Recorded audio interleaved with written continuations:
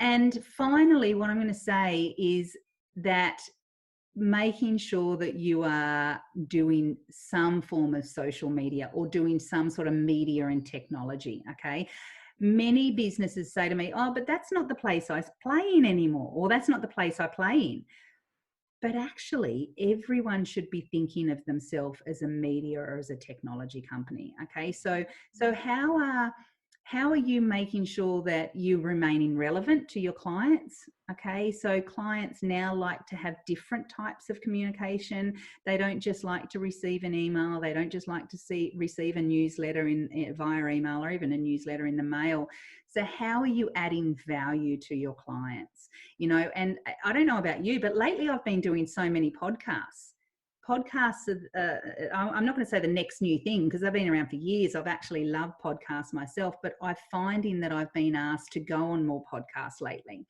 And I think that's because the businesses that are asking me is they're asking their clients, how can I add value to you? What do you want from me as your advisor? What do you need? How can I continue? So whether that be podcasts, whether that be YouTube videos like we're doing today, whether that could be interviews with people that are important that they might want to know, whether that be webinars. I know many companies that are offering amazing webinars to educate clients around, say, self-managed super funds or, just the markets and things like that. So how are you adding value to your clients through the use of media and technology, because that is our new world? There's a lot that you there shared with us, and value indeed. I'm going to loop back to a few things, one of which is remote working. You mentioned COVID. We obviously talked about some of the challenges. We talked about leadership and all of this. You talked about how the business owners really need to focus on the high value tasks and outsource the nitty-gritty stuff to other people. So how do we go about remote working? What are some tips that you can now, right off the bat, give to people that are watching this that run a financial services firm? Yeah, great question. Great question. I wish I'd looked at my presentation that I did on remote working. So that and that is actually part of the leadership program, is how do we manage hybrid teams going forward? Because we know now that some people actually enjoy working from home. Some people enjoy working in the office. And then we've got these people in the middle that actually go, I want to come into the office a couple of days a week and I want to work from home a couple of days a week. So we've now got leaders that are actually having to manage hybrid teams, okay?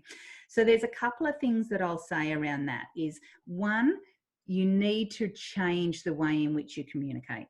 Okay, the way in which you communicated previously, it does not work for hybrid teams. So what's your communication strategy now going forward? So how are you going to communicate your weekly check-ins? How are you going to do Zooms? How are you going to either have face-to-face? How are you going to work to make sure that no one misses anything? Because we no longer get to have those water cooler moments anymore. Before, when we were all together, I could be walking down the aisle and I'd go, oh, John, don't forget that. Or, but we don't have that option anymore. So how are we going to do that? So I'm often working with leaders around get that right strategy in place. Okay. And one thing I will say in this point is it's not about you as the leader coming up with those decisions. That you don't have to do that. Go out to your team and ask that. The second, I think the most important point when it comes to hybrid teams is how are you making sure the team feels like they're one? Okay, how are you making sure that connection's still there? Many people we know throughout this virus is people have felt very disconnected. So we need to make sure that connection is there. So how are they going to do that? And that can be done several ways. That again, you can do. I know people that are doing Zoom drinks. I know people that are having afternoons on Friday. Everyone gets together. I know people that are sending birthday cakes to people's homes when it's their birthday. Whatever it might be, everyone's going to be a little bit different from that perspective. So really making sure the connection is there, making sure that your communication is there. But then third, how are you going to measure success now? What does success look like? Okay, we can't just assume that people are going to work the same as what they did previously. So how do we measure success now as this new looking team? Okay. And then probably finally, how do we really get people to make sure that they're still being coached, trained, and developed? Okay. Because out of mind, out of sight, okay, very easily to fall into. One of the things that I found leaders did in the very beginning was, well, not even in the very beginning, probably 2 months after COVID hit, they were forgetting about connecting with their staff. So they weren't developing, they weren't training, or they weren't coaching. Now more than ever, coaching, training, and development, it cannot be stopped. Okay. So how does that look? Now, previously it might have looked like a 1 hour session with your teammate in an office, in a room. Okay. Whereas now I don't recommend 1 hour anymore. I recommend 30 minutes or 45 minutes, 15 minutes as well. So it just depends.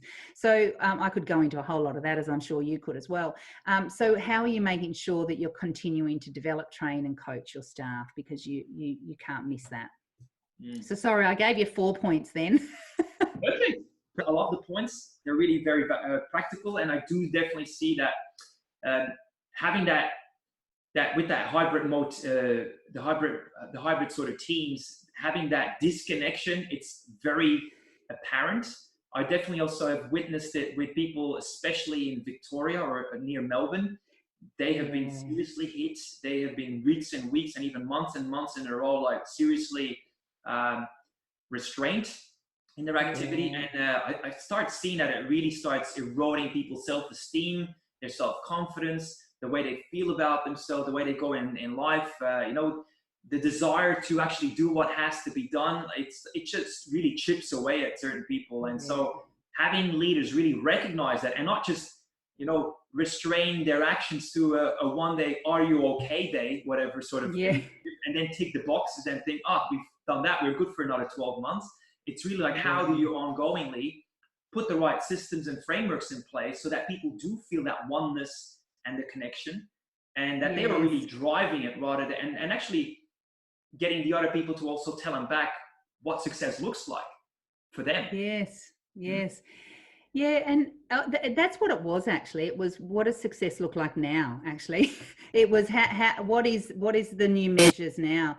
And you make a really good point about that. I was really fortunate when COVID hit to be asked to co-author a leadership book around how do we lead through a crisis, or how do we lead through lockdown. And I shared a number of qualities around leadership and the kind of leadership that we need right now. However, one of the most important points I said was that human element.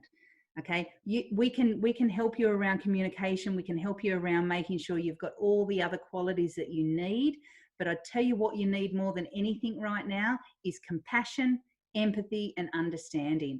And I actually shared a number of questions around what you should be asking your team members. Okay, because for many leaders in the beginning, they were just assuming that everyone was happy. Oh, they're at home, why wouldn't they be happy? And they actually didn't realize what actually was happening in their home as well. So it comes down to that human element for sure.